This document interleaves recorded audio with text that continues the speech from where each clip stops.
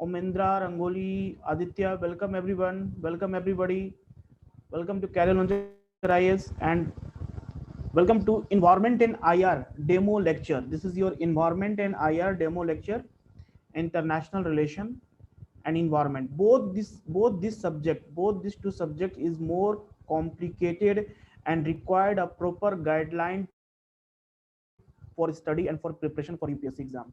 That's why this session is very important for you all. And in this session I am going to discuss about the subject in a proper manner, about their syllabus, what are the important sources, and I will take one topic from environment also that will help you to know the subject and what type of things you have to study in environment. Okay, this session is presented by me. This is me, Praveen Chaube.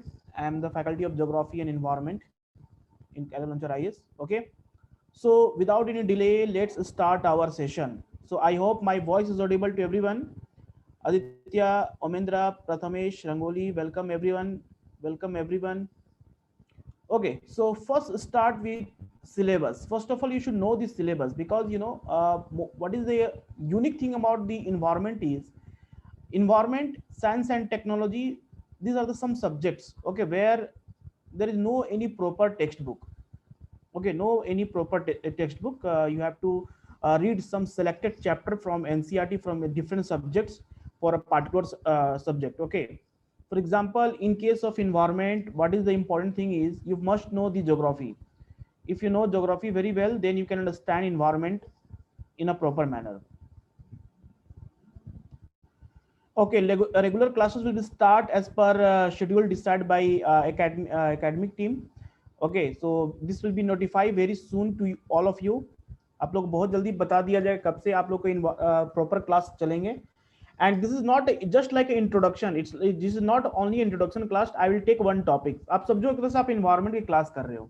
ठीक है, तो environment class में आपको same इसी तरह से first I will introduce the syllabus, and then last year questions कितने आए हैं, क्या आपका अप्रोच होना चाहिए, सोर्सेज क्या होने चाहिए, that everything I will discuss in this lecture. Okay, so what I'm saying about environment is you should know the first geography. Okay, geography, if you know the geography very well, in geography you will understand the concept of temperature. Okay, environmental temperature. We understand the concept of rainfall. Okay, we understand the concept of vegetation. So how are temperature and rainfall both associated with this vegetation? And whenever we talk about vegetation, it means we are talking about diversity, biodiversity. Okay, जहां पर ज्यादा dense vegetation होगा वहां पर biodiversity will be a very more high. Okay, so जहां पर biodiversity high होगा वहां पर सबसे इंपॉर्टेंट क्या होगा कि temperature will be a more and rainfall will be a more. So for example, if I will say which of the following part of India where you will see a most dense vegetation, सबसे dense forest India में कहाँ कहाँ पाए जाएंगे और कहाँ पर सबसे ज्यादा बायोडाइवर्सिटी होगा. If this is a question in prelims exam, which of the following place in India have more maximum biodiversity? Suppose you have not read anything about in environment, आपने environment के पढ़ा कुछ नहीं पढ़ा, आपने geography पढ़ा है. With the help of geography can easily say which part of India will have a more biodiversity. For example, in case of India, you know Western Ghat. Western Ghat is a location in southern India. Okay, then northeastern states, northeastern part of India that include your eastern Himalaya also. Then Andaman and Nicobar Island. Okay, and then these are the some places, three important places where you will see vegetation is very high because of heavy rainfall and high temperature. So how geography will help you to know to understand environment. In case of GS paper 1, okay, GS paper 1 in mains exam, GS paper 1 in mains syllabus, when you see 4th GS paper you have to study, and that GS paper 1 include a topic called geography. And sometime every year you see one or two questions will be from environment that is overlapping with your geography part. Okay, so if you will read geography very well, then you will understand the environment. Okay, so let's talk about what is the syllabus of environment as mentioned in UPSC. Okay, for prelims exam, सबसे पहले prelims की बात करते हैं तो prelims exam में you see a general issues on environment. What mentioned about the environment is general issues on environmental ecology, biodiversity and climate change. See keyword यहाँ पर दिया हुआ है, टॉपिक्स के नाम बता दिए गए हैं कि आपको पढ़ने हैं, बायोडाइवर्सिटी पढ़ना है, क्लाइमेट चेंज पढ़ना है. General issues on environmental ecology that include your ecosystem, ecology, environment. what are the component of ecosystem, food chain, food web, वो सारे ट्रॉफिक लेवल इंटरेक्शन जो भी होते हैं, that will be the part of ecology. And the problems like pollution problem, so with the pollutions, water pollution, air pollution, stubble burning का जो case आप देखे थे इंडिया में, खास करके एनसीआर में, it was so high because of supreme court और हाई कोर्ट के काफी सारे जजमेंट आए थे. तो what ever the general issues that not required a special study. Okay, आपको ऐसा नहीं कि आप you should be a graduate in environment, you should be a very well post graduate environment, ऐसा आपसे पूछा नहीं जाएगा. that will be a simple a general understanding of environment जो कि present में चल रहा है, that will be okay. So I will only speak Hindi, English. Okay, that will be a good for everyone. So what I'm saying that this topic environment not required means specialization of any of the subject. You should know the general things, whatever things you'll read in a newspaper. Okay, as an educated person, what they should know about environment. We should not pollute anything. We should, what type of pollution is harmful for human beings. Okay, that will be a part of your general issues. So in prelims, as you see in syllabus, this is not mentioned about any proper topic that required a means general understanding of the subject. So some basic chapters like from NCERT class 10 NCERT, from class 12 NCERT, and from class 8 or 9 NCERT, if you will cover some topics, some chapters of geography NCERT, then you will understand the base part of environment.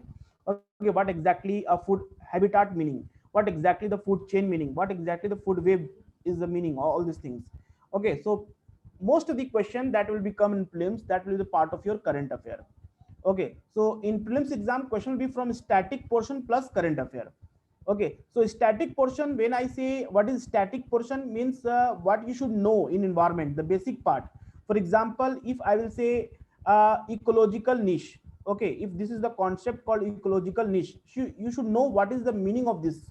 Okay, if I will say what is ecotone, these are the basic part. Now anything will become anything that will be news regarding like algal bloom. Okay, algal bloom or eutrophication, because of recently one lake in India that water lake water turns into pink. So because of algal bloom, because of the population of algae is increases. Okay, so why this color of the water is changing? Okay, so that will be the part of your a current affair, but you only understand the current affair part when you know the basic part. So what should be the strategy for prelims exam? You first complete the basic part of environment and then go through a regular newspaper. Whatever news you will find related with the environment, that will be important for you. Okay, in mains exam, your GS paper 3, in GS paper 3, you know the topics called technology, economic development, biodiversity, environment, security, and disaster management. So in mains exam, GS paper 3 include the topics called your environment and biodiversity. And what exactly they written about environment and biodiversity means conservation. Okay, conservation means whatever the steps taken by the government of India and international body for the conservation of biodiversity. We say in our country we have a national park, we have a wildlife sanctuaries, we have a biosphere reserves, we have means a different project tigers, project elephant, this type of scheme that government introduced for the protection of a particular species. So that required a conservation of means important ecosystem of our country, like wetlands.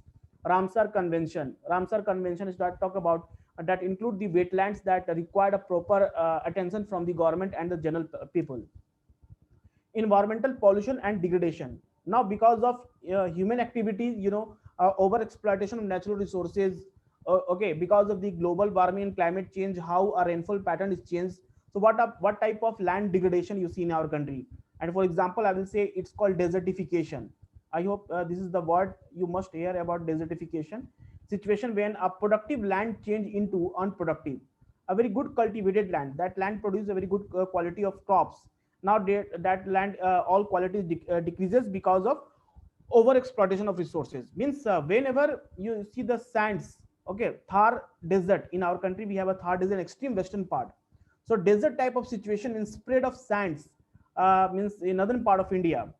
Okay, that created desertification, and this has happened because of human activities, over exploitation of natural resource, without knowing a proper means what how much amount of fertilizer is required a particular crop.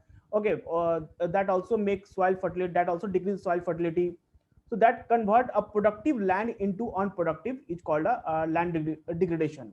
Environmental pollution include your not air pollution, it include also water pollution. Okay, soil pollution, marine pollution, plastic waste pollution, solid waste management, e-waste management, part of the government. Many of the policies that government every year they introduce in parliament for the protection of our coastal areas, coastal regulation zone, and draft. This is called environmental impact assessment. Last year it was introduced the new one called draft environmental impact assessment. So direct question will be from all these general topics as you read in a newspaper or any of the articles. Okay, so this is your main syllabus. Now, second important thing is what should be your sources from where you will cover environment. So you can cover environment from the following sources. Here are the name of the sources. You first of all you will go through a class 12 biology NCRT. Class 12 biology NCRT, the last 4 chapter. This will give you an idea about what is ecosystem, what is biodiversity, a little bit information about the environmental degradation, climate change. Okay, so I will recommend you to you can just download the 4 chapter, last 4 chapter of the class 12 biology NCRT, and then you can go through a class 10 geography chapter number 2. This is the class 10 geography NCRT chapter number 2. I will request everyone to you must write it. These are the sources. You can write these sources. Okay, class 12 biology NCRT last 4 chapters, and then class 10 geography chapter number 2. This will be a very good chapter where you will understand the concept of what is endangered species, what is extinct. You know, IUCN, when IUCN categorize species on the basis of their threaten, how much they threaten in the environment. So we called extinct means those species which is not naturally found in their natural habitat, called that type of species called extinct. Then called critically endangered. Critically endangered. Every year you will see a question. When you will see the past year question paper, you will find that question will be from which of the following species is endangered in our country. Which of the following species in our country is in India is critically endangered. So you should know this some name of these species, okay, which come under what type of category. So first of all you should understand the concept, what is critically endangered, what is extinct, what is threatened, vulnerable species. So that type of information you will find in class 10 geography NCRT chapter number 2. Then class 11th geography NCRT called fundamental of physical geography. This is the name of the book, fundamental of physical geography. And last 2 chapter called 15 and 16. 15 and 16 is a 2 chapter where you will understand biodiversity. Again you have a concept of biodiversity. You will understand biogeochemical cycle, like what is cotton, like what is carbon cycle, what is nitrogen cycle, okay, phosphorus, sulfur cycle. That will help you to understand a function of an ecosystem, how our in ecosystem everything is running and how it changed from one form to another form and back to original form. So that called biogeochemical cycles. So chapter 15 and 16 class 11th NCRT will be a good for you. And then most important book here is Shankar IS Environment. This is the highly recommended book for environment. So direct no, don't read directly Shankar IS Environment book. You first complete the NCRT, because this is the procedure. If you are going to read any of the subject that is a very new for you, that first thing is you should complete the NCRT, because in prelims exam most of the question will be from NCRT, especially the static portion. And why I am recommending Shankar is because this will help you to know more about each and every term. Even a concept last 2 years current affair also very nicely cover under Shankar IS Environment. So after the completion of all three sources, you should go through a Shankar IS Environment. And current affair of last 1 year is also again important, and you can visit a Ministry of Environment, Forest and Climate Change website, or you can visit this website through the PIB also. Okay, so when you will open a PIB, then you should directly go to Ministry of Environment, Forest and Climate Change. And suppose you want to know what are the things that was or decision that was taken by Ministry of Environment, Forest and Climate Change last month. So you can click on the means April, and all news, all the important news you will be visible in front of you. So you can select, you can decide which one is important for you for this exam and which one is not. So how you will able to define this particle, this article will be important or not, when you will have a information about this syllabus. If you know the syllabus very well, then you can understand what topic you should prefer and what not topic you should completely avoid it. Okay, and not only the syllabus, past year question paper is also very important. So you can go through a past year question. I will recommend you just visit last 10 years question paper. Okay, last 10 years question from environment. If you will means with the help of any other sources, you can solve all the questions of environment from last 10 years, then obviously you will have a very good command on environment, because UPSC will not repeat the same question, but UPSC will repeat the same topics again and again.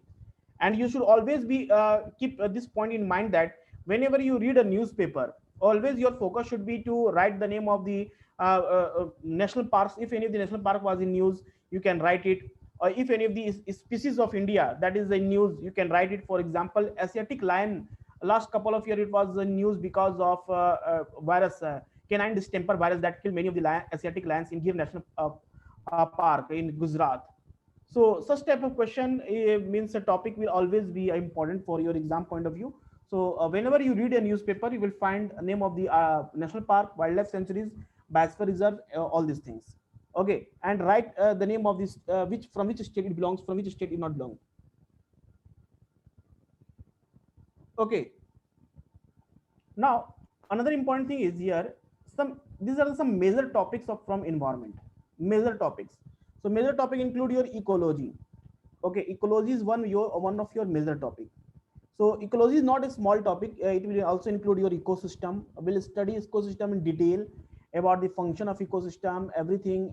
That also include your some important terminology, like what is habitat, what is ecological niche, what is eutrophication. Okay, so that will be the part of ecology. Then biodiversity is another important topic, that is the part of environment.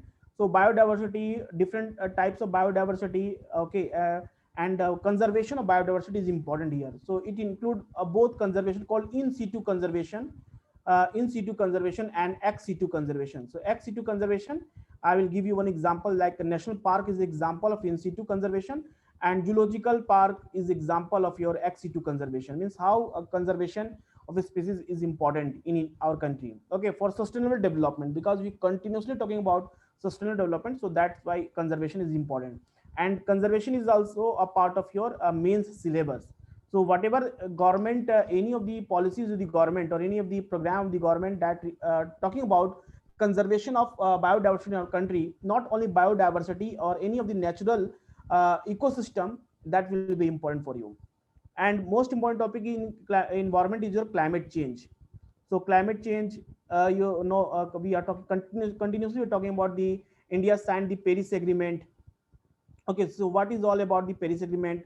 What are the India's commitment? What India means that have taken a pledge? What India will do? What India is going to take an action against the climate change? What are the steps taken by the Indian government? And not only Indian government, even international bodies. So that will be the part of climate change. In mains exam, a question will be continuously asking about the effect of global warming, effect of climate change, melting of the glaciers. What would be the consequences of melting of the glaciers? Okay, because of average temperature of the earth is increases. So climate change. Then pollution, again important topic, pollution, environmental degradation and conservation. Okay, so the 5 important major topics. So whenever you will read for environment, you should keep this 5 point in your mind, 5 subtopic, 5 topics, and all the important news that will be you will find in newspaper, that will belong to any of the 5 topic. Okay, now number of questions, how many questions they ask from environment in UPSC prelims exam. Okay, so this is the data from last 10 year. So when you will see a last 10 year, in 2011 it was 21 question, a good number of questions, because it was 42 marks out of 200. You all know paper 1 will be your 200 marks, and this is the paper 1. Whatever marks you will score in paper 1, that will be a main important thing. Means whether you will qualify prelims or not, that depend on what your marks is scored in paper 1. So this will be a 21, because each question will be a 2 marks, so it will be 42 marks. Then again it will be a 46 marks. So 46 marks out of 200 play a very important role.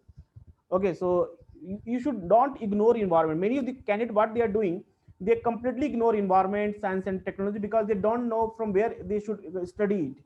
Okay, what type of question they will come in exam, they don't know about all these things. That's why they completely escape it.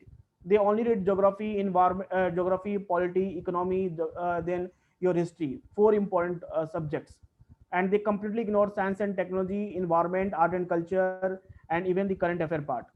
So nothing is a current affair. Whatever you see, the question that will come in current affair bank PO exam or SSC exam, in UPSC current affair is very different. That will be the hidden part. In environment current affair, science and technology current affair, geography current affair, polity current affair, economic current affair. This all current affair will be from these subjects. There will be not any special current affair question. Okay, so to understand the current affair, if you want to cover very in a proper manner current affair of UPSC exam, you should complete first this all subject, all basic part of the subject, because in none of the article you will understand. For example, any article is about the fiscal policy. Okay, any of the government is studies for a fiscal policy. So if you don't understand the meaning of fiscal policy, what are the component of fiscal policy, and then how you understand the given article, what strategy taken by the government of India, Ministry of Finance, for we talk about fiscal stimulus packages that introduced by the government of India. So for that you should know the basic things. Okay, in 2012 it was 23. See, the number of question is sometime it increases, sometime it decreases. So on an average you can find 15 question, 15 to 18 question be from your environment. Okay, from environment topic. So 15 to 18 question not means it is a very good number of question. If you will cover it proper manner, you can score a good marks in environment. Okay, now if you have any doubt you can ask me a question from this topic. If you have any doubt you can ask me a question regarding the syllabus and the sources or number of questions. Okay, so what I will do, I will take one topic from environment and I will cover it. Okay, so this is the topic I'm going to take from environment. So try to understand this picture. This picture is about level of organization in ecology. Okay, it's called levels of organization in ecology. So first of all, you should know what is the term called ecology. So ecology is a term that was coined by a very famous German zoologist called Ernst Haeckel in 1866. Okay, Ernst Haeckel in 1866. Ecology is a term that is coined by German zoologist. Okay, so ecology is like, it is derived from the two words called, one is called oikos, Greek word oikos, and it is means like a home. Okay, home or a place, home or place you can say, and logos means study. Okay, study. When we study a scientific study of a natural habitat of any of the organism or a species, we call as ecology. And how this organism, suppose this is an organism called rabbit, this is a symbol, this is a single rabbit. Okay, so we call as individual organism that can act independently. Okay, they have own digestive system, they are all organs. Okay, they act independently, we called as individual. Okay, and how this rabbit is interacting with the natural things, with their environment. They interacting with the small some animals, they interacting with biotic and abiotic factors. So biotic factor include your living things. Okay, living things, and abiotic factors include your non-living things like temperature. Okay, that includes sunlight. Okay, temperature, sunlight, precipitation. Okay, air, wind, that called abiotic factors. Biotic factor include your all the living beings, means other animals. Okay, that will be the part of the ecosystem. Then how animals among them interact with themselves and they are interacting with their environment. Okay, means biotic and abiotic factor both will be included here. So when a single species that belong to a particular, okay, we called as individual.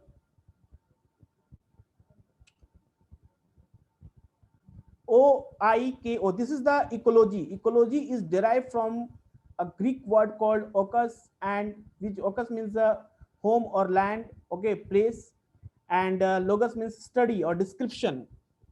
OIKOS. Okay, so individual is like single organism that act independently called a your individual called a individual. When the same species present in more than two number, okay, more than 2, we call as population. So what is the population here? Population we call when a same species have present at the same time, more than 2 or 3, we call as population. As you see in this picture, all rabbits are here, only rabbits are seeing here, so we call as population. Similarly, if single deer, we called as individual. When group of deer belong to same species, we call as population. Okay, so this is called a level of organization in ecology. So individual is a single organism that act independently.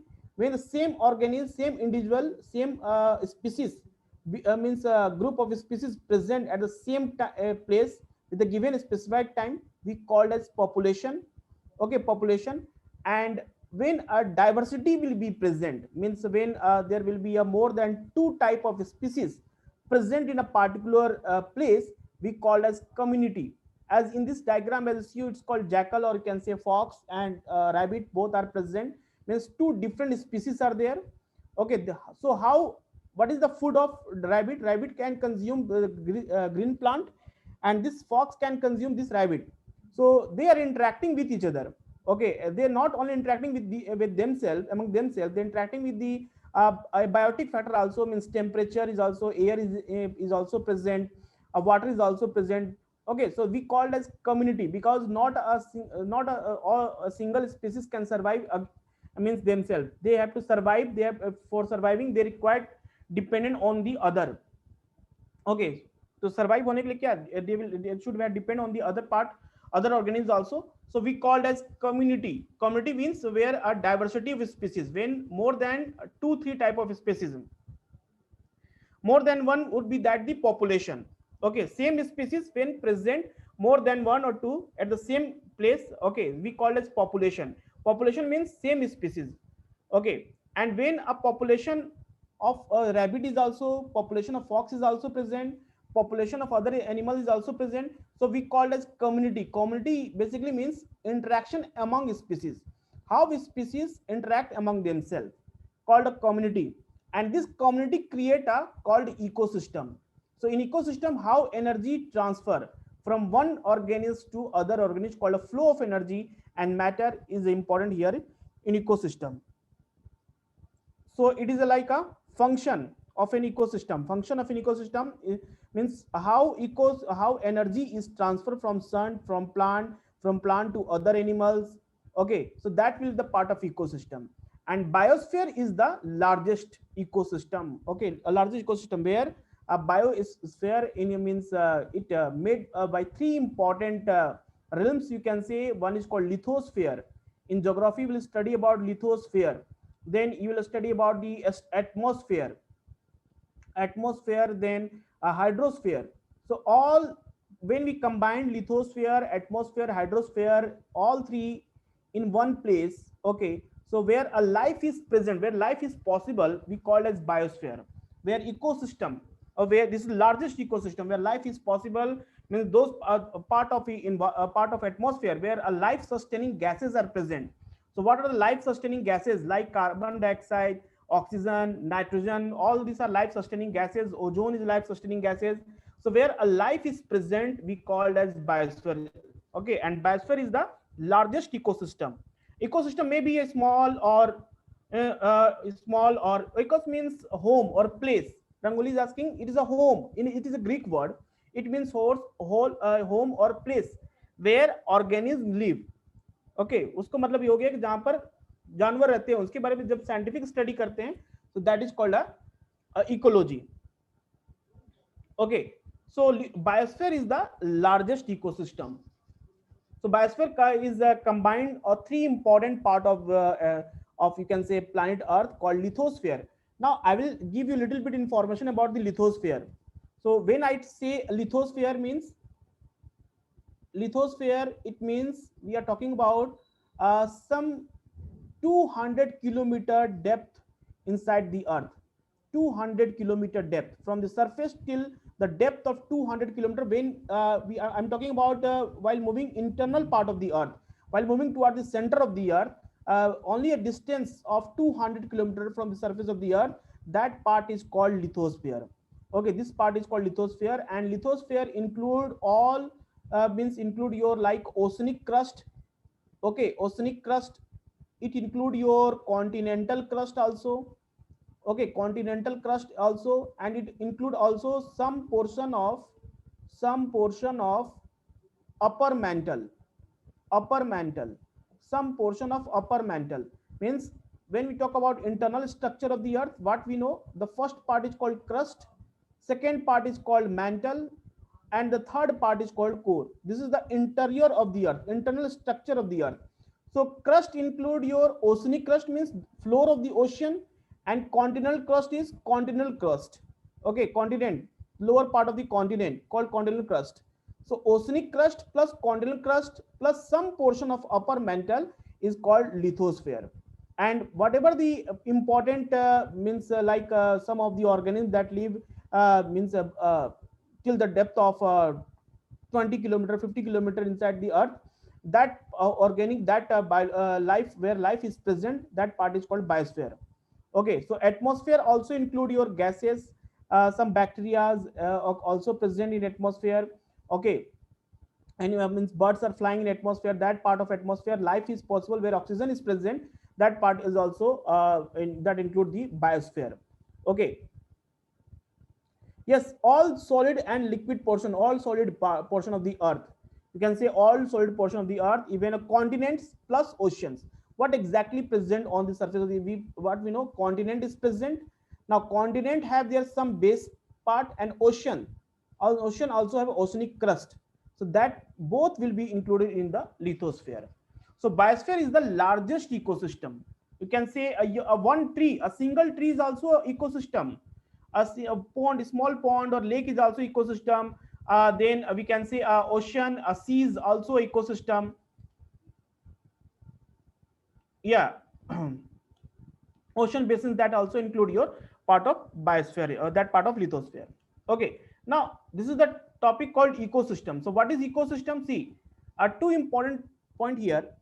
As maybe question will become in prelims exam, which of the following statement is correct regarding ecology? So ecology, that first term that was coined by the person known as Ernst Haeckel, and ecosystem is coined by the person named called A.G. Tansley in year 1935. So ecosystem term was first coined by A.G. Tansley in the year 1935. Okay, so try to remember these keywords and name of the person who coined the term, because maybe in exam they can ask you question on the ecosystem, and they will use the name of the person who coined the term ecology. This type of means statement is always present in whenever you solve the UPSC question to divert your mind, to confuse you. So always read each and every statement whenever you solve any of the questions. Try to read each and every statement. Okay, so what is ecosystem here? You can say a ecosystem is a simple term. It is a community, and we understand what is community, where diversity of species are present, that interacting with biotic and non-biotic factors, and they are living together. They live together. That is called an ecosystem. Okay, or we can say it is a how exchange of materials and energy between them. Okay, exchange of materials and energy between them, and how these materials and energy exchange between them. For that we have to understand the function of an ecosystem. So we'll discuss about the function of ecosystem. So exchange of materials and energy between them is called an ecosystem. Okay, so it's form a structural and functional unit of the biosphere. Structural means how exactly the energy move, okay, from one organism to another organism, and how exactly the biosphere look. We call as biosphere is where life is present. So how life is present, what exactly the structure of all biosphere things, all ecosystems, that to understand all these things we have to understand first ecosystem. Okay, so it varies greatly in size. It can be small as pond, as large as forest or sea. As this will be a small, or maybe a very big, very high, बहुत बड़ा भी हो सकता है. This will be a very small also. Okay, now important here is to understand different types of ecosystem. So basically there are two type of ecosystem. One is called your terrestrial, as the name indicate, where land, all land surfaces. Okay, all land surface is called a terrestrial ecosystem. Now this terrestrial ecosystem include forest, okay, deserts, this include grassland and mountain. Okay, these are called terrestrial ecosystem. And can you name give the name of some terrestrial planet, earth like terrestrial planets? So those nearest planet, 4 planet, Mercury, okay, Mercury, Venus, Earth, and Mars. These four are called a terrestrial planet. Means they are called Earth-like, that are made of the rocks and metals. That's called a terrestrial planets. So terrestrial means land. Earth means we can say a continent. Whatever the ecosystem is present over the continents, that part is called a terrestrial ecosystem. So what are the present? Forest, deserts, grassland, mountain. Now you see, mountain ecosystem is very different from grassland. Grassland is very different from deserts, and deserts are very different from the forest. So out of the four, biodiversity will be high in a forest, because forest a dense vegetation, a very different varieties of species you will find in forest. Deserts where very high temperature, where evaporation is more than precipitation. Evaporation will be is more in desert part as compared to the precipitation. So will be evaporation will be a more. So desert means humidity will be very less in the air. Grassland means it is a transition zone. Means suppose this is an area which receive a very good amount of rainfall, and this is the area called a desert part. And always grassland will be present in a transition zone. It is a transition zone. Okay, grassland always present between you can say a forest part and desert part. Okay, so amount of rainfall is decreases from forest to from this area part to this part. So when the amount of rainfall decreases for where those part of the area which receive very good amount of rainfall, that will have a forest. And where little rainfall is, then in that pass only grassland will be there. And when the rainfall means water is very decreases, very less, so that part will be have a desert. Okay, so this is how it decreases. And another type of ecosystem is called aquatic ecosystem, means water like, that include a lake. Okay, that include a bog, this is called bogland, also a very marshy type of land. A pond, also marsh, swamp, or you can say wetlands. Okay, wetland part, that will be part of ecosystem. So aquatic ecosystem and terrestrial ecosystem. So we use the term called ecotone. Okay, we use the term called ecotone. So ecotone is a this is in a transition area. It is called a transition zone. You can say it's a transition zone that is present between two different ecosystem. So we can say it's a terrestrial ecosystem. Suppose this is a terrestrial ecosystem, and this is the aquatic ecosystem. Okay, so whatever the area that is present between these two ecosystem, this area is called your ecotone, where a species will be a very different. Here species will be very different from terrestrial ecosystem and aquatic ecosystem. So this is called a ecotone. It is called transition zone. And best example is mangrove vegetation. A mangrove vegetation is an example of your ecotone. Maybe in exam in prelims they can ask you question, which of the following which of the following is an example of ecotone. So ecotone is example of mangrove vegetation. Yes, mangrove will become under your ecotone. Okay, so grassland is an example of ecotone, where that is a two diverse ecosystem. Okay, terrestrial ecosystem और aquatic ecosystem दोनों के बीच में आ रहा, so that will be called a mangrove vegetation is example of your ecotone. Okay, now next one is here component of an ecosystem. Now component of ecosystem include your biotic component and abiotic component. So abiotic component, that is non-living part. So include your energy, radiation, temperature, and heat flow. Okay, how insulation. Now you know a little bit about geography insulation. So amount of insulation it decreases. It decreases from equator toward the pole. Okay, equator toward the pole. Amount of radiation, insulation, sun's radiation decreases equator toward the pole. Because why it decreases? Because insulation or sun's ray become more and more slant. Become more and more slant. Slant means it is oblique. So because of this is this earth where equator part is more bulge. Equator part is more bulge, so sun's energy is decreases. It will become a more and more oblique while moving toward the polar part, and become straight, and it become a more vertical toward the equator. So this is how insulation decreases. Insulation decreases from equator toward the pole. Similarly, the amount of water. Okay, whenever you see water is present in three forms: solid, liquid, and gaseous. Gaseous present in the atmosphere. Liquid, as you see, hydrosphere is the liquid part. So amount of water is also decreases from equator toward the you can say a pole. So total composition of the atmosphere, when we talk about, so it varies from, you can say, 4 to 5% to 0%, 0.02%. So 4 to 5% you see near the equator, because high rainfall, high temperature, so humidity will be present more in atmosphere. So amount of radiation decreases from equator toward the pole. Okay, atmospheric gases, some of the atmospheric gases very important, like ozone gas. You know why ozone gas is so important? Because ozone gas trap the ultraviolet radiation. Okay, it trap the ultraviolet radiation, so that the our earth is protect from such ultraviolet radiation. Otherwise this radiation, if it will reach on the surface of the earth, it will increase the temperature, and we face a lot of problem like skin cancer, okay, eye diseases, cataract eye disease will be happen. Okay, so this is called atmospheric gases. So all these things are called a biotic component, because if you can see diversity of any of the place, biodiversity will be good. It means the species is not interacting among themselves, they are also interacting with their natural environment. Okay, whatever the things are present. And biotic component include your green plants, non-green plant, decomposer, parasites, symbionts, and animals and man. All will be example of biotic component. Okay, so biotic component, when you talk about biotic component, this is important to understand. Biotic component, the living organisms including plants, animals, and microorganisms that include bacteria and fungi that are present in ecosystem for a biotic component. It form the biotic component, means all bacteria, fungi, plant, animals, till microorganisms that will be part of a biotic component. So biotic component is divided into three important part, called, one is called producers, consumers, and decomposers. Okay, so producers, consumers, and decomposer.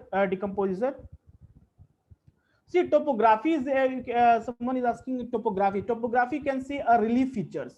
You can say a relief feature. Topography means a relief feature. You see, you can see a place have a mountain, a place have a plateau, a place have a plain. Okay, some have a river valleys. So this is called a topography of any of the place. You can see a relief features of that place. Symbiont means like symbiotic relation between the two species. For example, we have a coral polyps. Okay, coral polyps, and we have a symbiotic relation with the coral polyps, a symbiotic relation with the zooxanthellae. Okay, so we can say zooxanthellae and algae. Okay, so this is the symbiotic relationship between the two species. Lichens, yes, you can say lichens, coral polyps, and zooxanthellae have a symbiotic relationship. You see the different colors of the corals. Why corals look very colorful? This is because this algae makes the food, and this coral polyps provide a shelter where this algae is live. Okay, this algae live and provide a food. Okay, and that's why you see whenever the sea surface temperature increases, coral bleaching is the term we use, coral bleaching. So entire coral looks white in color, why? Because white in color, because this algae is a very temperature sensitive. Little bit increase in temperature means that will be decreased, that will be a completely dying, all this algae will be dying, and only a coral will be left.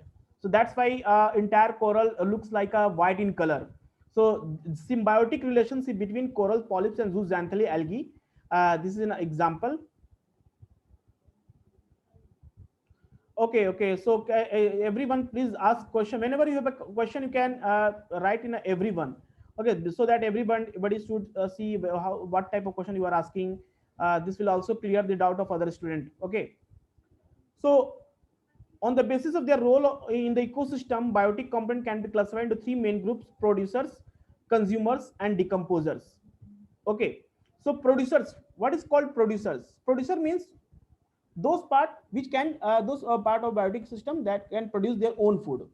Okay, so we can also say the green plant. So green plant can prepare their own food with the help of chlorophylls. In the presence of sunlight, carbon dioxide, water, they can produce their own food. Okay, and this is known as a process called photosynthesis is the process. So when we talk about origin of atmosphere, so in origin of atmosphere, one important topic is addition of oxygen in the atmosphere. Addition of oxygen. So how oxygen was added in the atmosphere? Now we know oxygen is 21%. So during the origin of atmosphere, when we talk about history of origin of atmosphere, so free oxygen was not present, although carbon dioxide, other gases were present. But how oxygen was added in the atmosphere? So oxygen was added in the atmosphere with the help of photosynthesis, because of the green plant, okay, consume their food and release oxygen in the atmosphere. So this is how oxygen is present in the atmosphere, and now it is present 21%. So green plant is also known as autotrophs. Autotroph means self, tropho means feeder. Those species that can prepare their own food with the help of photosynthesis, they are called producers, and this is called autotrophs. Okay. Now the chemical energy stored in the producers is utilized by partly by the producers for their own growth and survival, and the remaining is stored in the plant part for their future use. So you must know, you must have read about the 10% law in class 10. 10%, what 10% law say? So that means suppose the plant received 1000 joule energy from the sun, then 10% of energy, if suppose the rabbit is consuming the part of the plant, then only 10% of 1000 joule will be transferred to rabbit. And if fox is consuming rabbit, then 10% of energy will be transferred in the fox. Okay, this is how energy is transfer, means rest of the energy is lost in a respiration and decomposition part. So only 10% of energy is transferred from one species to another species. That's why you see food chain is very short. Like grass is, okay, grass, then grass is consumed by grasshoppers. Grasshopper is that will be consumed by a bird. Bird is consumed by your snake. Snake is consumed by a eagle. So this is how energy is transferred, means the last organism that is present in the last part of food chain receive a very less amount of energy. Okay, so this is how energy transfer from one trophic level to another trophic level. And consumer, who will call consumer? Those who not prepare their own food, they depend on others. They are called heterotrophs. So in exam, maybe instead of using consumer, they can ask you heterotrophs, autotrophs. Okay, so try to understand this term. This term is very basic things, and you should know. Hetero means other, tropho means feeder. That those species depend on other. Now there are four types of consumers are there, called primary consumers. Directly consume green plant or part of the trees, that is come under the primary consumers. Like your examples are called rabbit, deer, goat, okay, cattle. They directly consume a green plant eating animals will come under primary consumer. And who will call secondary consumer? That consume the primary consumer. So like foxes, cats, foxes, snakes, that directly consume primary consumer, that will come under secondary consumer. We will call tertiary consumer, that consume the secondary consumer. These are the large carnivorous. Carnivorous is a term that indicate a type of animal that consume flesh. Okay, they have because they eat a flesh, called carnivorous. So which feed on the secondary consumer. Example are wolves. And the quaternary consumer means that is called largest consumer, which feed on the tertiary consumers and are not eaten up by any other animals, called lions and tigers. These are called quaternary consumers. Means this is how means energy is transferred from one part to another part. Okay, now decomposer is again a very important part in our, they play a very important part in our ecosystem. So bacteria and fungi belong to this category, called they all are known as decomposer or called reducers. And one term we use for decomposer called saprotrophs. Okay, saprotrophs means, sapro means rotten, means that undecomposed part. Okay, and trophos means feeder, that depend that type of species that depend on rotten part. Okay, means that dead part, dead organic matter, that species called saprotrophs. So bacteria and fungi belong to this category. They break down the dead organic materials of producers and consumers for their food and release to the environment the simple inorganic and organic substances produced by a product as their metabolism. So they are called a saprotrophs. Humans are called omnivorous. Okay, they that consume in both means plants and also animal. We consume both, omnivorous. So we belong to the top carnivorous, you can say, the top carnivorous part. Okay, so we consume both plant and animals, so omnivorous, that will be the part.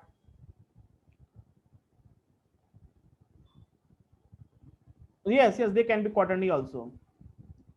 So decomposer also known as saprotrophs. So earthworm, fungi, bacteria, that will be come under your saprotrophs. These simple substances are reused by the producer, resulting in the cycle exchange of materials between the biotic community and biotic environment in the of the ecosystem.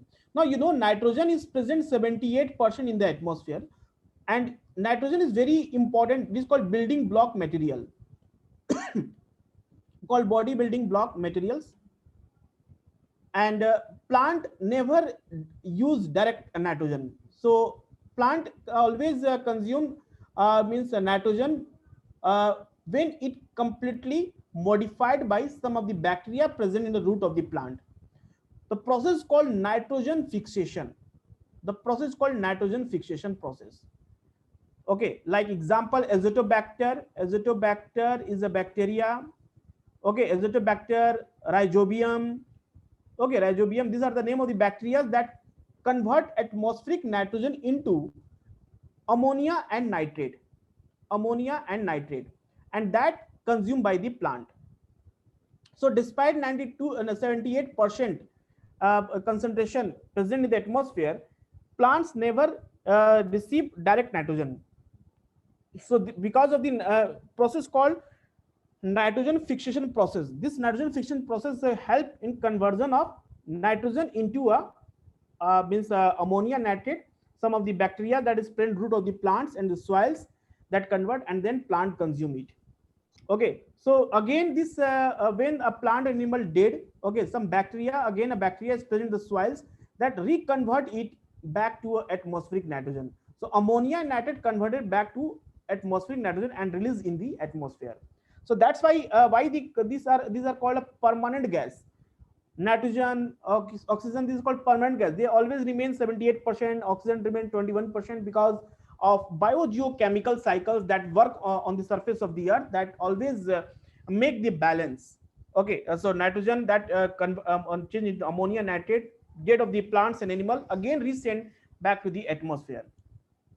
That is called decompose. This is the work of the decomposer and reducers.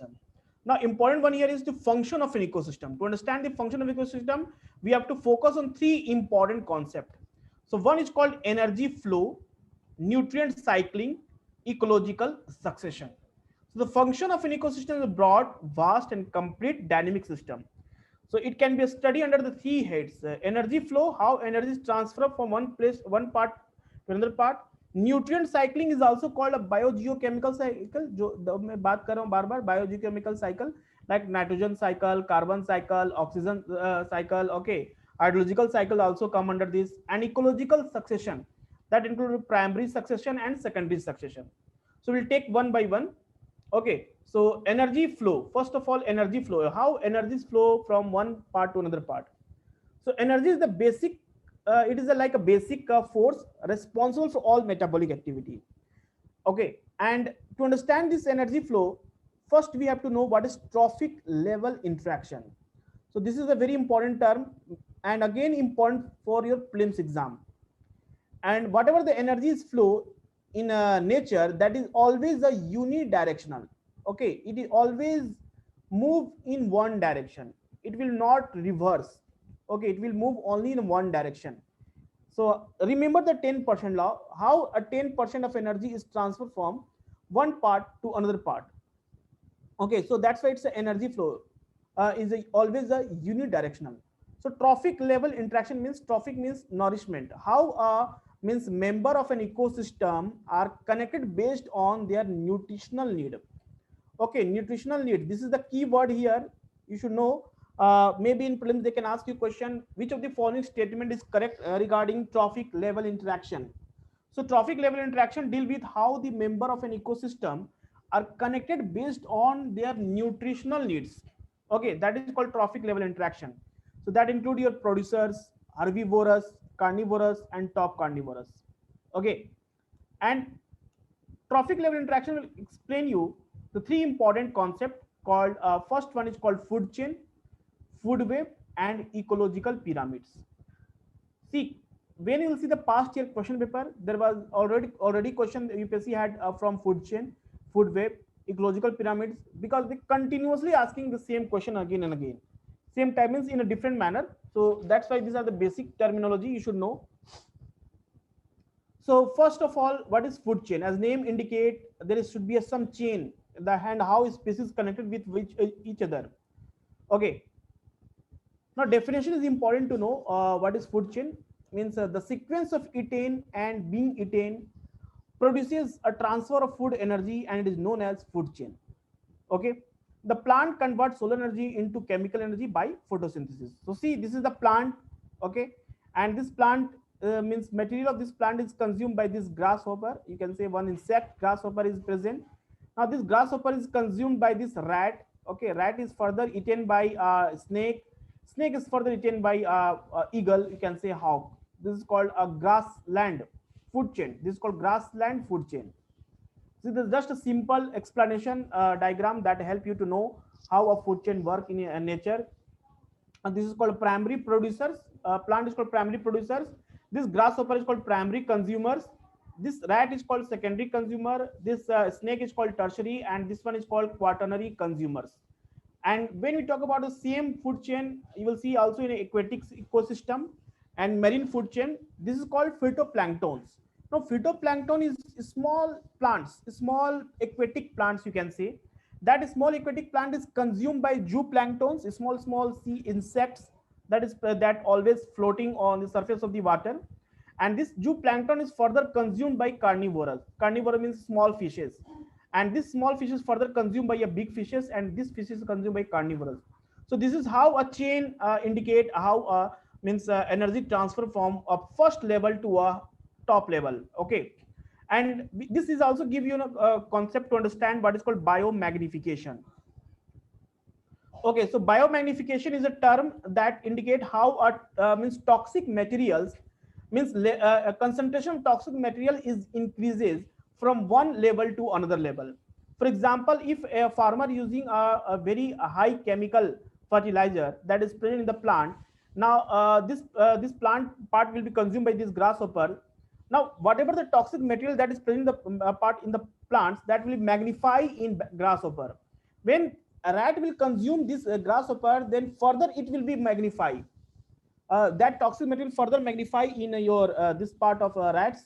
Then when snake will be consumed, then that will further magnify. This is how a concentration level is increases from one trophic level to another trophic level, because toxic materials, that toxic material should not always be a fat soluble. Okay, it should be always present in the fat.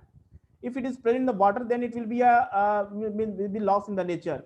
Okay, so that will be always present in the fat part of the organism, that when consumed by other organisms, that magnify, and we call it biomagnification.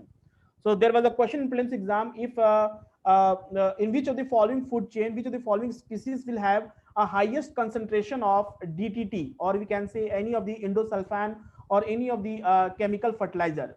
So if I will say in which option is plant, means grasshopper, rat, snake, and eagle, which one will have a more concentration of toxic materials? So obviously your answer will be eagle, because the concentration level is increases from one part, one organism to other organism. Okay, so small herbivores consume the plant matter and convert them into animal matter. These herbivores are eaten by a large carnivores. Okay, so this is called a simple food chain. But in nature, it is not exactly work. What exactly work in nature is called your food web. Okay, before going to understand food web, let's first see what is Detritus food chain. So Detritus food chain is different from a grassland food chain, grazing food chain, or grassland food chain, because this is different because of first level. In a grazing food chain, you see green plant is the first. Green plant is the first producer here, and in this case, detritus means dead part, dead organic matter. Dead organic means this may be a dead part of animals, dead part of plants, that is called litter, and this consumed by earthworm. Then earthworm is further consumed by chicken, and chicken further consumed by eagle. So this is called detritus food chain. So it starts from dead organic matter of decaying animals and plant bodies consumed by the microorganisms, and then to detritus feeding organisms called detrivorous. or decomposer and other predators. Okay, so initial source of energy is a waste material. In this case, Predator's food chain, what is the initial source of energy called waste material? And in case of grazing food chain, we have a green plants. That is the first stage, first organism that is present. Okay. Now, food web is very different from food chain. As you see, food web, there alternate option is available for each and every species. Okay, now here you see a fox not only have a rabbit is option. Fox have an option called mouse also. They can consume if all is, they can able to catch all that is present, or they can catch it, they can easily consume it. So when alternate, when means food is available, alternate food is available for each and every species, the survival chance is increases. Okay, अगर food chain में देखा जाए क्या होगा, if any of the species will miss, then entire food chain will be disturbed. But in case of food web, that is the alternate option is available. Okay, like option, we have option to do what after class 12 or after graduation. We have option to do BTech also, we have option to do uh, law also, means this is depend on your choice. So that's a survival point is increases. So what is food web? A food web illustrates all possible transfer of energy and nutrients among the organisms in an ecosystem where a food chain traces only one pathway of the food. So possible transfer of energy and nutrients among the organisms, how energy transfer from one part to other part. Okay, it provide more than one alternative. This is the key word here. It provide more than one alternative for food to most of the organisms in an ecosystem, and therefore increase their chances of survival. This is how a food web is different from a food chain. Okay, so in actual ecosystem, this is the work here. Means organisms not only depend on single source, there are multiple sources available. That's why their survival is increases in ecosystem. Now, ecological pyramids. Ecological pyramid will help you to understand further, means actually how energy is transferred in nature. So this is the indication of pyramid. Pyramid, as you see, the base is more broader and it become more narrower at the top. It show that number of species that is present in the base part is now decreases from base toward the top. So this is called ecological pyramid, means step of trophic level expressed in a diagrammatic way are referred to as ecological pyramid. So how we can represent a species, okay, with the help of diagram, means interaction taking place among the species, we will take some geometrical shape, and that geometrical shape is called ecological pyramid. Okay, so the pyramid consists of number of horizontal bars. This is the number of horizontal bars as consumed.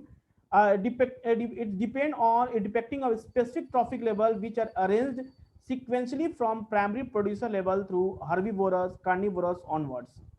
Okay, the length of each bar represents the total number of individual at each trophic level in a ecosystem. So length, as you see, the length is also decreases from base toward the top. It means number of species, number of individual species also decreases from base toward the means top. Okay. Now there are three type of ecological pyramid. One is called ecological pyramid. One is called pyramid of numbers, pyramid of biomass, pyramid of energy or productivity. So pyramid of number, first of all, pyramid of number, as name indicate that numbers. So number are represented here. So number are decreases from base toward the top. So this deal with the relationship between the number of primary producer and consumer of different levels. It is a graphic representation of total number of individual of different species belonging to each trophic level in ecosystem. As you see, this is the first producer is a green plant. So in any ecosystem vegetation, when you will visit a forest, you will see a large number of trees are present. So these are called producers. And then those who consume these producers called deers or any of the plant eating animals, their number will be less than the plants. So obviously here plants is will be a more, then deers will be a less than plant, less than a plant, and lion that consume deer will be a less than deers. Okay, so why this is the called pyramid of number, that represent number of species belong to each trophic level. So that will give you a diagram called a pyramid. A pyramid of number is a pyramid of number will be always it is always not always upright. Okay, it will be also inverted. So this is a upright example of upright pyramid, where you will see a inverted pyramid in inverted number of pyramid of number. So what will be the best example? It means the pyramid will be like this. Means producer will be a one, then number of consumer will be increases from base toward the top. So this is called a inverted pyramid. Okay, inverted pyramid, where you see a, yes, tree ecosystem is an example of inverted pyramid, where you see a single tree is a producer. Then what you will see, a tree will be present at the base level, then birds will be present.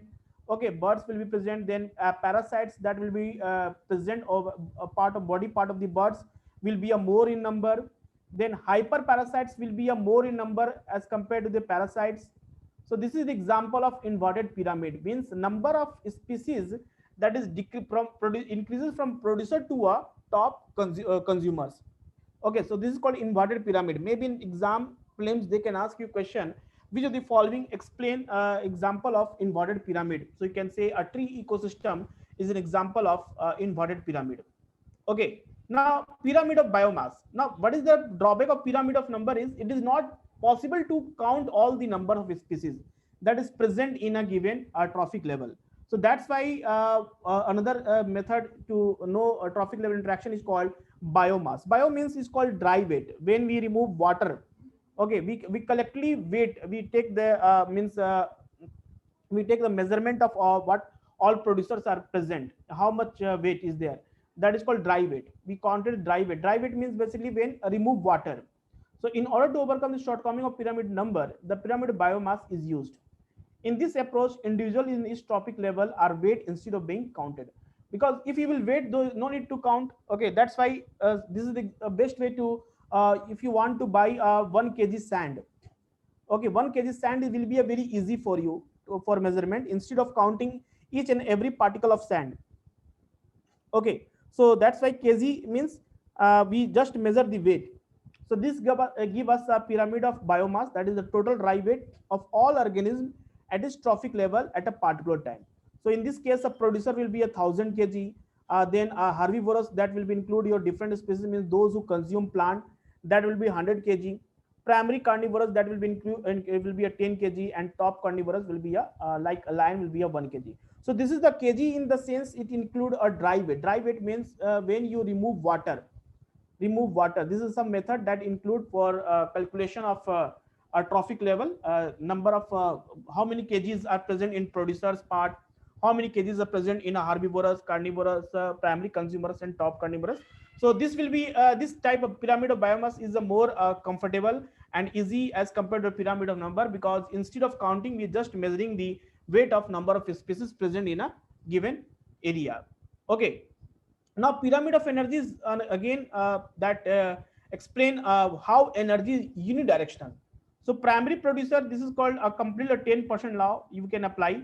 So if plant consume energy from the sun, that is 100%. Okay, then you can say a goat, or you can say a rabbit. If they consume the part of the plant, then only 10% of the energy is transfer. 1% energy transfer, 0.1 and 0.01. So as you see, number of energy decreases from a is, instead of creating a different category known as inverted pyramid, where you not just extend the number downward below trees. See, basically, what rules say that we are talking about pyramid of numbers. So, pyramid means basically we indicate the lowest part. How many producers are there? Okay, so in case of inverted pyramid, producer is only one. Okay, and the number of dependent on the producer is increases. That's why it become an inverted pyramid. Okay, so means upright pyramid means base will be a more number of species, and number of species depend on the producers continuously decreases from base toward the top. That's why pyramid is upright.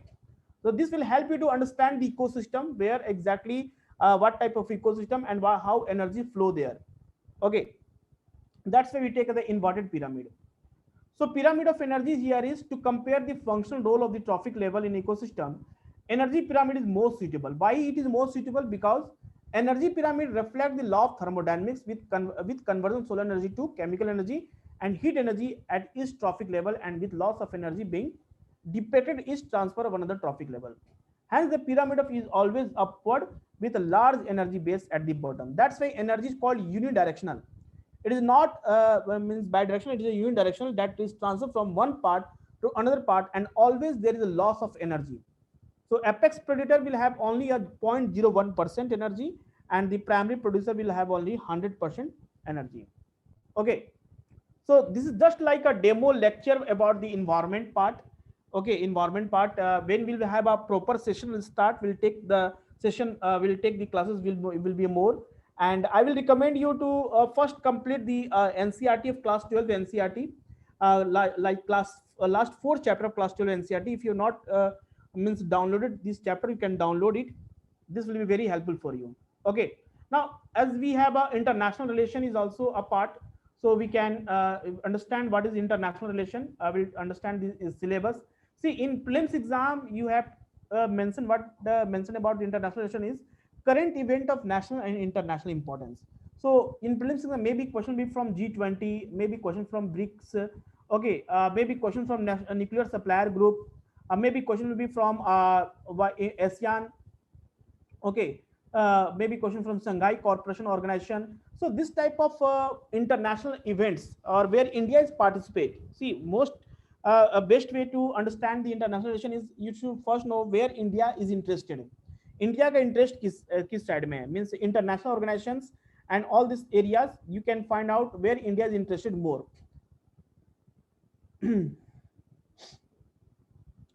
Yes, pyramid of number again. Someone is asking. Okay, so pyramid of number, you can again, I am repeating this. See, pyramid of number is explaining 10% law. Okay, 10% law. What say that if this is a green plant, if this green plant is consuming sun's energy, if receive 100 joule of energy, then that 100 joule of energy is utilized by green plant. Okay, then when a rabbit or deer, when whatever the plant eating animals that will consume the part of the green plant, only 10% of energy transfer from each trophic level. Okay, from each trophic level. So this is how energy is transferred from base toward the top. It means energy is lost in each and every part. It means from primary producer, primary consumer, secondary consumer to third level to top level. So this is how a pyramid energy is always unidirectional. It is always unidirectional, means it moves from one part to another part, and there is always a loss of energy. Okay. Now, international relation, what I'm just discussing the syllabus here. Okay, so current affair will be a part of international importance and means national importance. Now, in mains exam, you have to study international relation GS paper 2, the part of governance, constitution, polity, social justice, and international relation. So what you have to study in international relation? India and its neighborhood relation. Means what India, you have to know India, Pakistan relation, you know India, China relation, you know India, Myanmar relation, you know India, Nepal relation, you know India, Bangladesh relation, you know India, Sri Lanka relation, India, Maldives relation. Okay, means all means neighboring countries that share the border with India. So India and its neighborhood relation. One question will be from this part. So as maybe a question will be from India China policy, India Bangladesh policy, India and Nepal. Last year it was a dispute for Kala Pani issue. Again we have a tension with the India China, India Pakistan. We always have a means a tension between India and Pakistan.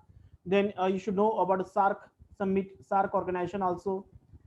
Okay, so India and its neighborhood relation. Second, bilateral, regional, and global groupings and agreement involving India or affecting India's interest. For example, last year India decided not to be a part of your regional comprehensive economic partnership agreement. Okay, regional comprehensive economic partnership agreement, that is called a free trade agreement, where in most of the ASEAN member countries they approaches India to be a part of this agreement, but India decided not to be a part. So wherever India's interest is affected, that will be important. If India, if suppose USA and Afghanistan is signing any of the deal, USA and Afghanistan is signing a peace talk on your Taliban issue. Okay, Taliban issue. So how it interested, how India is affected, how India's foreign policy affected. If US and China have a trade war, then how India interest is affected regarding this. So question that will become in mains exam. will ask you a question: how, what is the interest of India, and how, if any two of the country join hand, or they have a, if they have a tension, then how India's foreign relation will be affected. So that will be a bilateral, regional, global groupings, okay, agreements involving India and affecting India's interest will be a part of international relation. Now, effect of policies and politics of developed and developing countries on India's interest or Indian diaspora. So, try to understand the topic. Syllabus is very means clearly mentioned, and whenever you will read a newspaper, whatever the articles will come about the India's Indian diaspora or about the policies and politics of developed and developing country, that will very important for you. Okay, important international institutions, agencies, fora, their structures and mandate is again a part of your this international relation. So international institutions like WTO, IMF, okay, WTO, IMF, World Bank, okay, then your United Nations Security Council. Why India? You think? Do you think that India should be a permanent member of United Nations Security Council instead of non-permanent member? Do you think that India should be a part of nuclear supplier group? Okay, why India is not being a part of nuclear supplier group? What are the achievement India will get after becoming the member of nuclear supplier group? Do you think that means importance of BIMSTEC is more as compared to SARC? Why most of the Asian countries aligned towards to be a part of BIMSTEC instead of SARC global regional organizations? So such type of questions that highly means affect the India's interest will be a part of your question. And you, whenever you read a newspaper or articles, any of the article, international foreign relation article, foreign relation, you should be cover all this in a thoroughly manner. Okay, now what are the sources here for completion of international relation? First of all, I will suggest you to complete two NCERT book. This two NCERT book will help you to know India politics, India foreign policy after India got independence. So this is the first book called Political Science 2. It is called Politics in India Since Independence. This is a very nicely written book about India's foreign policy after India got independence. Means India-China relation. If you want to know, then you must know about the what was the Panchshil agreement that was signed between India and China. Liberation of Bangladesh, how Pakistan, India and Pakistan fought a war, four wars. Okay, what was the reason behind this? Shimla Agreement, Lahore Declaration. Okay, what was the Cold War era? Everything is required to write a present answer. If you are going to write any of the answer in international relation, little bit you will talk about past relation that was happened between India and other countries.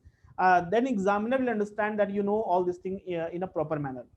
Another book is same class 12 NCERT book called Contemporary World Politics. Again, a very important book.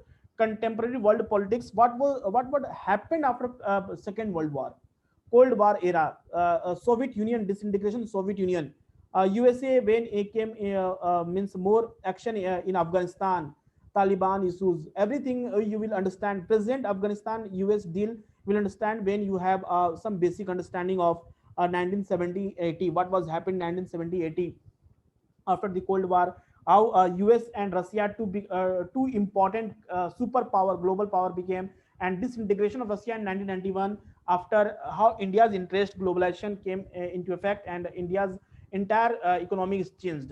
So that contemporary world politics, a basic understanding of NCERT will be important. And newspaper is the best source for your current affair because none of the book will help you to write a good answer. Only a newspaper. If you'll go through a newspaper, The Hindu thoroughly every day, and I will recommend you to read Indian Express during the time of your mains exam. No need to write. No need to read during the time of prelims exam. Once you will clear a prelims exam, once you very much sure that you are going to write a mains exam this year because your marks is very good in prelims exam. So I will recommend you to read a Indian Express also. Not everyday newspaper. Some days like Thursday, Friday, Sunday. This 3 4 days newspaper have some special issues on international relation. So obviously Indian Express will give you thoroughly entire article, entire structure in a one place. So you can, this will help you to write a good answer. Okay, you can visit official website of Ministry of External Affairs from PIB also, and Institute of Defense Studies and Analysis website also, where a very good scholars write about India's foreign policy. If India is interested in South China Sea and then Indo-Pacific region, importance of Indo-Pacific region, Persian Gulf, India, how India should be make a good relation with Gulf countries. That all means important information you will find from this Institute of Defense Studies Analysis. So this will help you to write a good answer, because while writing answer, what are the things required? Your understanding is required. Your approach should be like you can recommending the government, that government should take such action for such an areas. Okay, so this is the syllabus and the sources of international relation. We will have very less time, so we'll take one topic of international relation in our next session. Whenever I will get a session, I will take a topic on in that session. Now if you have any doubt, you can ask me a question. Anyone, if you have a question, you can ask me regarding environment and international relation. So very soon your proper class will start. I will talk to a management team, and they will notify you as soon as possible that whenever your proper class will start, and the class timetable, everything will be shared with you all. Okay. So you have any doubt, you can ask me a question. Otherwise, we will end this session right now.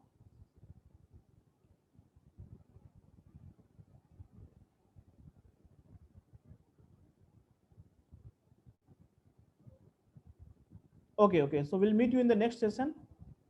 Okay. Thank you to everyone. Good night.